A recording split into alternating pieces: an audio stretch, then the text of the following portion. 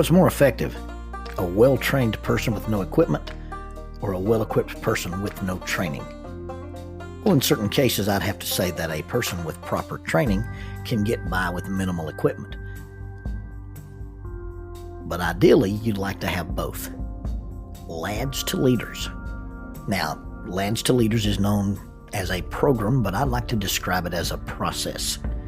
You see, the name is the process. You take lads, young people, and you mature them into leaders. The process of lads becoming leaders is about both equipment and training. Young people are equipped with values, they are equipped with philosophy, and they are equipped with special skills. Lads to Leaders is not just learning to do, but in reality it's doing to learn. And as people participate in the Lads to Leaders program, they become well-trained and well-equipped to be the future leaders and church leaders or community leaders. It produces leadership qualities in young people.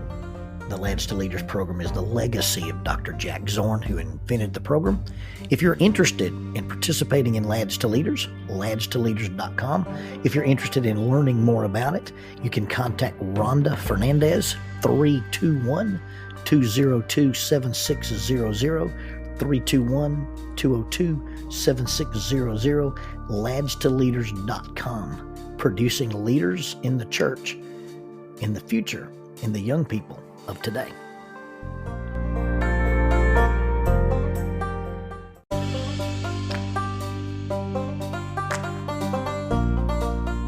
Keeping Up with Jones, the Lonnie Jones podcast adventure, is sponsored by SJ&L General Contractors. SJ&L General Contractors is licensed in both Alabama and Tennessee. This family-owned business provides mass grading, storm drainage, sewer and concrete improvement, asphalt paving, erosion control, demolition, and heavy hauling. If you're in need of any of these services, you can contact them at 931-433-4660. That is 931-433-4660. If you'd like to be employed by this family-owned company, 3 W's and a dot, sjnl.com, www.sjnl.com. With a load of iron ore, 26,000 tons more than the Edmund Fitzgerald weighed empty, that good shipping crew was a bone to be chewed when the gales of November came early.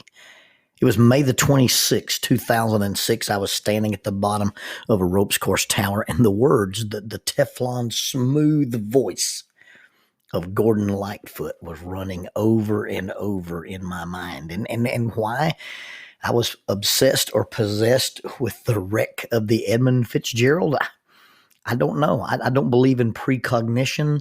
I don't believe in psychic ability, but here I am thinking about a boat wreck. Now, I've had my share of boat wrecks. I was in the summer of 1984, I lived in Alexander City, Alabama, and spent an incredible amount of time on the water with Don Kelly. Don had been given for the use of the summer a Ski Supreme boat, and he taught me to barefoot water ski.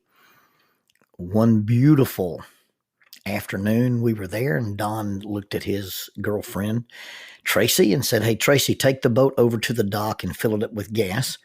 Lonzo, you and Avery go with her." And so we hopped in the boat, and she took off. This was a 540 horsepower Ski Supreme. As we were going across the crystal clear waters of Lake Martin, we met a boat. Now, we were in the middle. The boat was on our right, and there was a jetty of land sticking out on our left. The boat went past the little outcropping of land before we did, and his swell or his backwash or whatever it was hit that bank and bounced off and came back. And as we went through it, our boat rose up on it, and I could hear the inboard motor begin to whine at a terrible high pitch, and the boat began to drift like it was pivoting on a pivot sideways and head toward the land. And I had the idea that, hey, when the propeller of this boat digs back in this water, we're going to be thrust were going to be propelled, no pun intended, into the bank. And I backflipped. I rolled over the back of the boat. I was sitting in the back on the couch and rolled over the back. And when I came up, the boat was sitting in the trees. Several pine trees had been cut in half. Avery was treading water, and the girl Tracy was floating in the water, and I swam over. And I'm not a strong swimmer, but I swam over, and luckily enough, there was not deep enough water that my head was submerged. Another boat had seen this happen. They came over, and Tracy was a tiny little thing.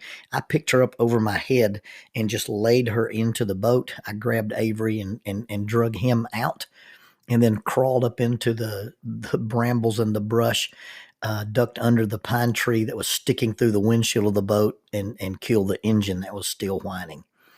Yeah, that was my first boat wreck. And so I'm sitting here.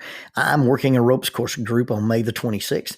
And when I get through this ropes course group and I rappel off the tower and put the toys away, I'm going to drive 90 miles and meet a guy named Daryl Pickle.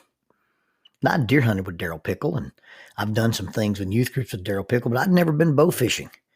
And I'm going to go with Daryl Pickle, and when it gets dark, we're going to get on this boat and we're going to float around in the Tennessee River, and we're going to shoot fish with our bows and arrows.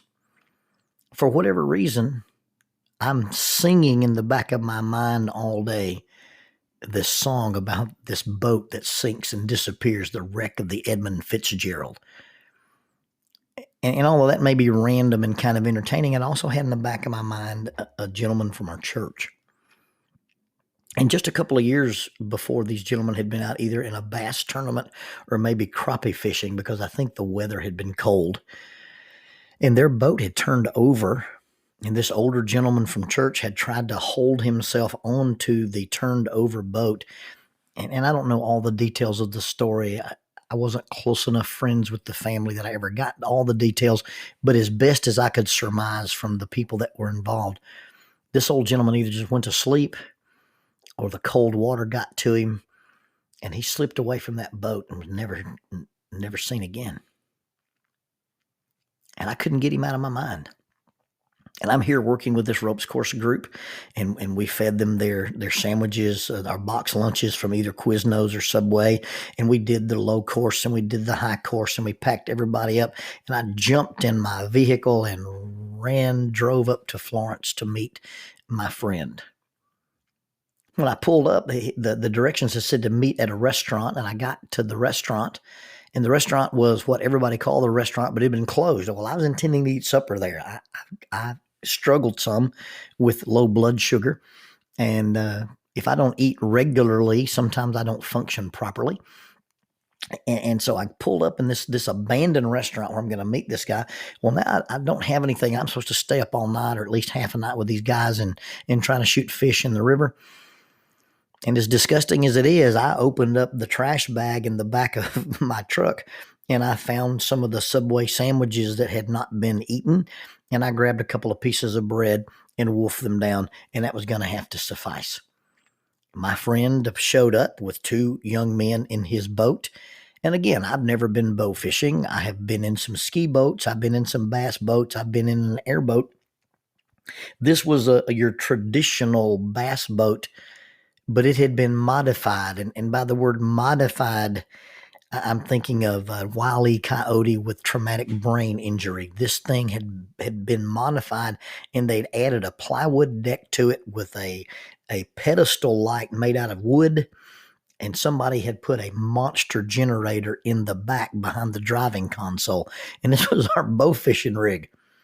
Well, lo and behold, it worked just fine. You could stand up there on that plywood platform and have stable shooting.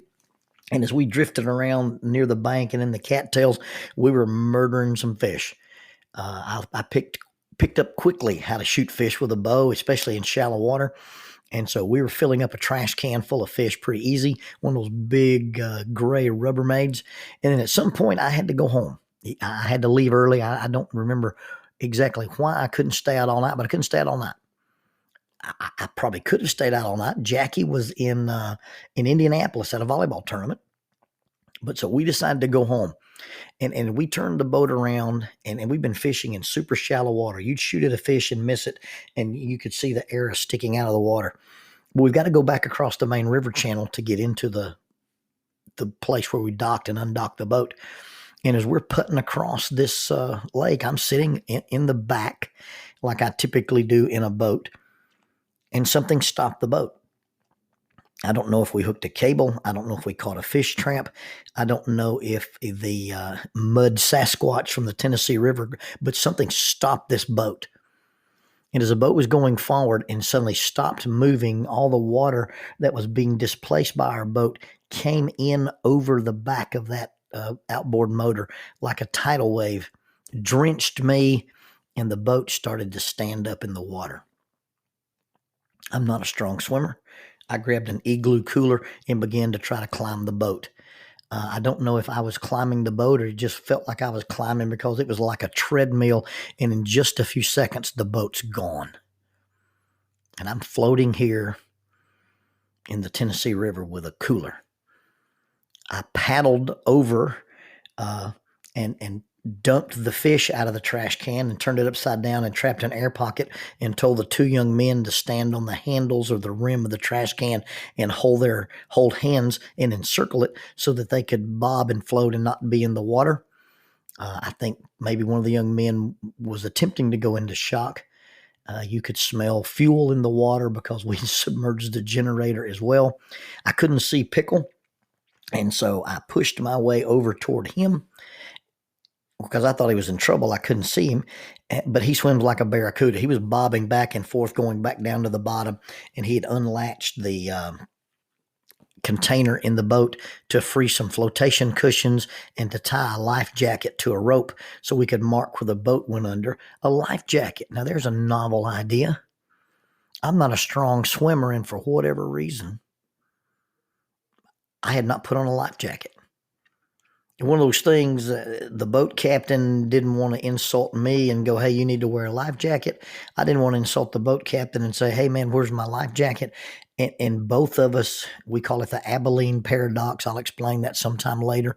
But both of us assumed the other one was okay, and neither one of us liked the idea that we weren't wearing life jackets. And here I am in the middle of the Tennessee River floating on an igloo cooler.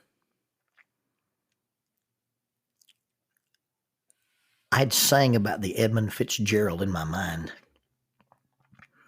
I had thought about the brother who slipped away off of a capsized boat and drowned. When I got out of the truck that afternoon, I took my pager. I never took my pager off. I took my pager off, and I took my knife off, and I said, if I go in the water tonight, I don't want these things to get wet. And like I say, I don't believe in premonitions and I don't believe in precognition. But I got in the water expecting to get in the water.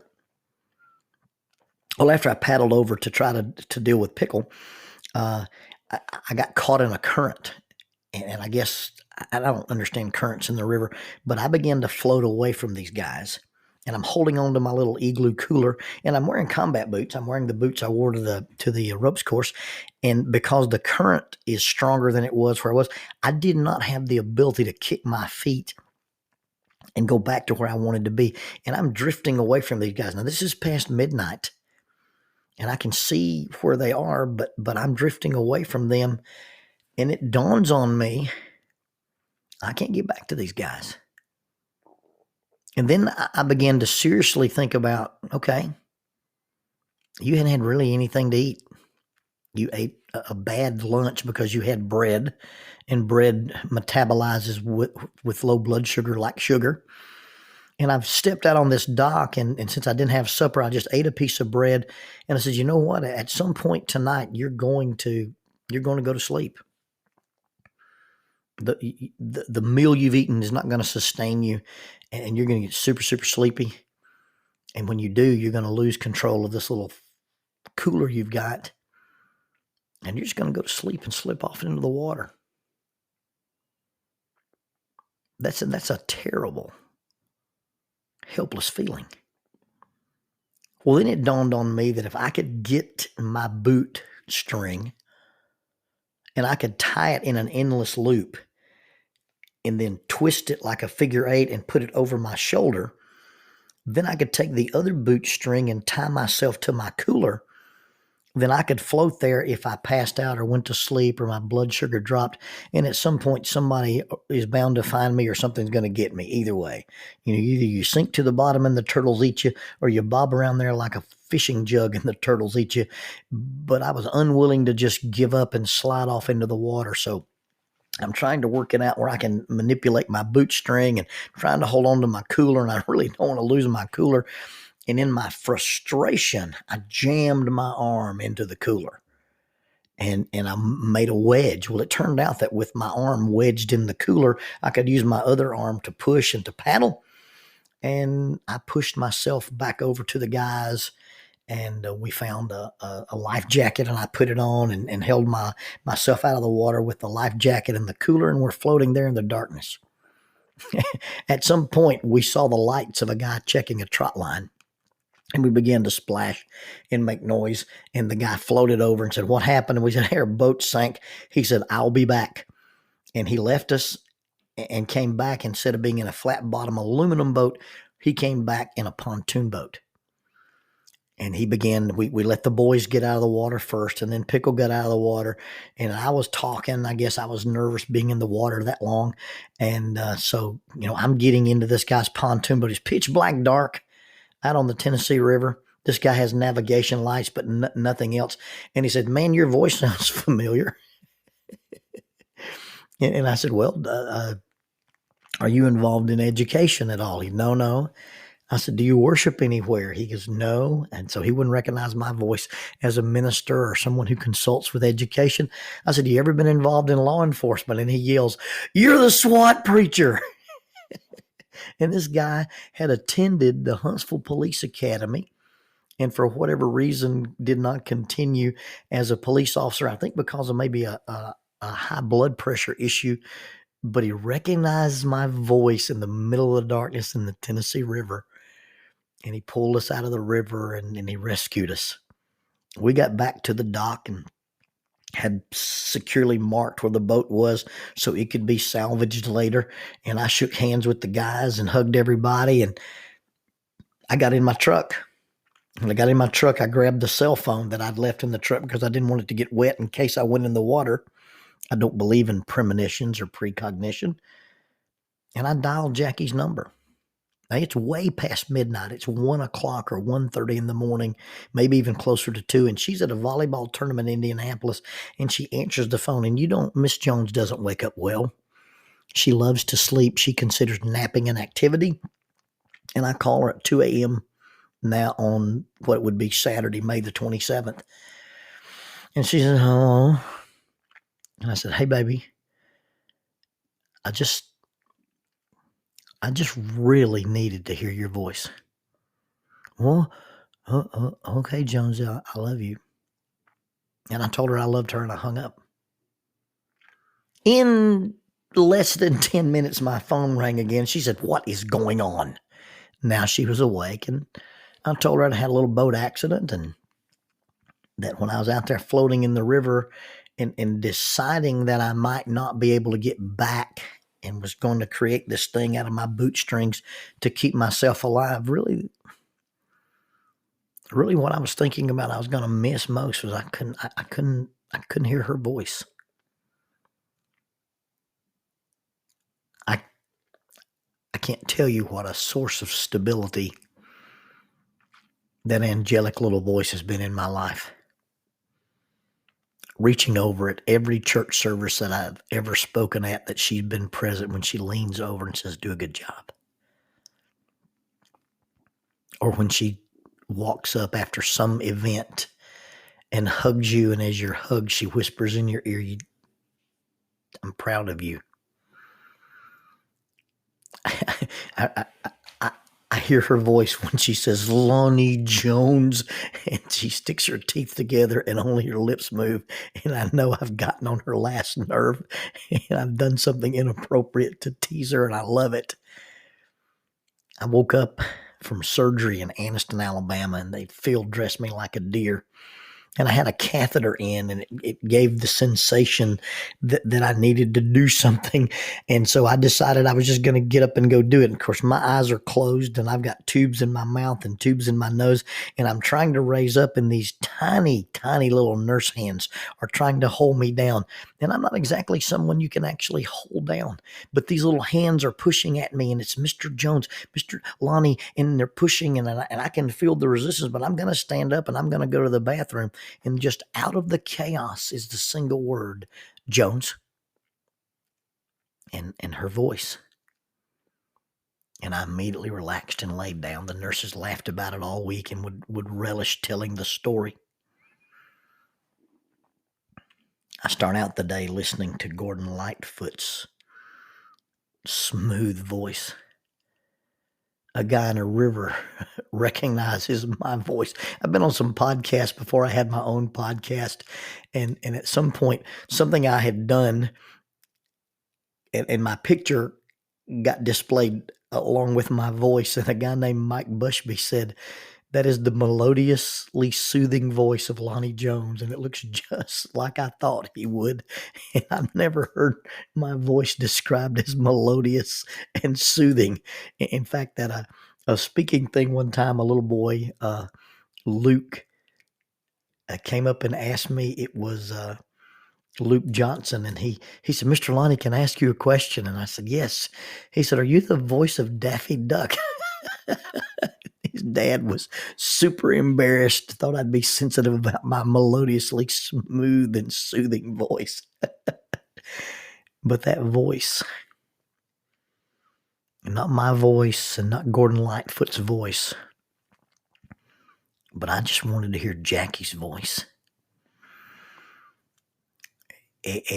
Everybody needs a voice.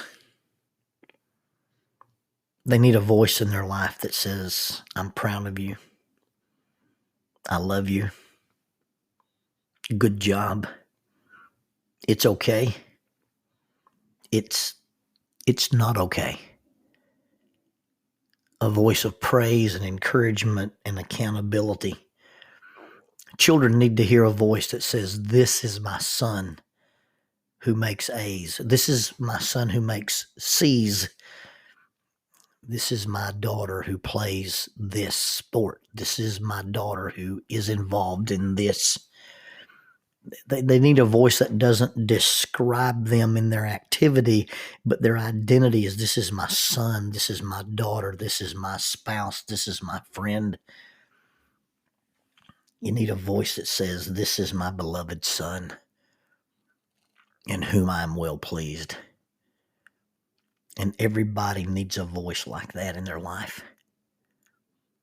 And if there's a voice that gives you that comfort and encouragement, if there's that voice, you know how recognizable it is, and you know how valuable it is, and you know how beautiful it is. I remember watching the little tiny kids play t-ball, and Lonnie Beth played t-ball on a little team called the Navy SEALs. And our logo was a navy blue seal, the Navy SEAL. Get it? So I had a bunch of little girls that I'd talked into being Navy SEALs from my t-ball team. Actually, it was Jackie was the coach. I was the assistant coach. But they stand up there on those tiny little legs with those oversized helmets and those overlong bats, and they smack that little ball off the tee, and every voice in the world yells, "Run!" And some of them run to third base, and some of them run to the pitcher's mound, and some of them run back to the dugout. But if you ever see that little one who knows the first base coach, and the first base coach may be his dad or his mom, but in all the chaos with everybody yelling and the coaches yelling at the other kids to get the ball, and all the chaos going, they hear that one voice, and they choose that voice out of all the crowd, and they run to first base. In the chaos, in the disasters, in the boat wrecks of our life, we need that one voice. A voice that we listen for, the voice that we listen to, and the voice that we run toward. And one day the voice might say, well done.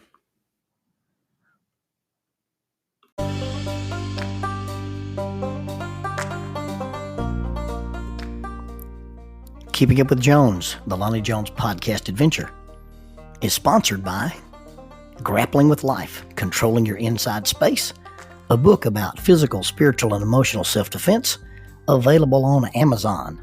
Also, be sure and check out 550 Guys on Facebook. That's a little website or a Facebook page dedicated to the little rope men that we invented several years ago, made out of paracord or 550 cord. Check them out and see if you'd like to order one, or even look at the tutorial where it shows you how to make your own. Please subscribe to the links. Please like us. Please share and help us make our podcast popular so maybe somebody will sponsor us and we don't have to sponsor ourselves. Thank you again for listening to Keeping Up with Jones, the Lonnie Jones podcast adventure.